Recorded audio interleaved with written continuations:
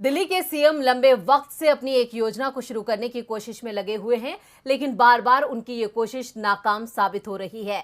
जहां पहले उपराज्यपाल उनकी इस योजना में बाधा डाल रहे थे, तो हाईकोर्ट से भी उन्हें निराशा ही हाथ लगी है। आखिर क्या है मामला जिस पर लगा है दिल्ली के सीएम को झटका?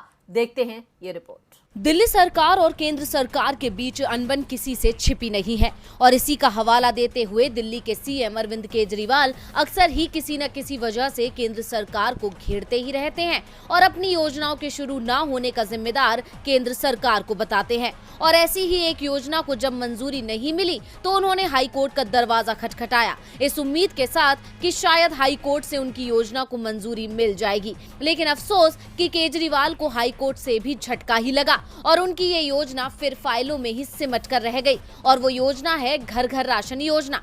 दरअसल दिल्ली सरकार की डोर स्टेप राशन डिलीवरी योजना पर हाईकोर्ट ने रोक लगा दी है। हाईकोर्ट ने आम आदमी पार्टी के नेतृत्व वाली सरकार की घर घर राशन वितरण योजना को ये कहते हुए रद्द कर दिया कि इस योजना के लिए केंद्र के अनाज का उपयोग नहीं किया जा सकता है।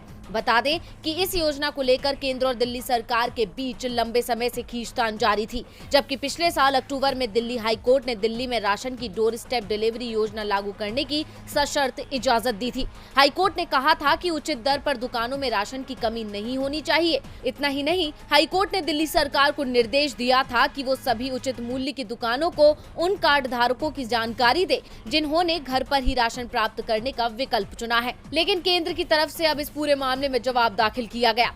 वहीं राशन की डोर स्टेप डिलीवरी योजना को लेकर केजरीवाल सरकार और उपराज्यपाल के बीच काफी समय तक टकराव चला था।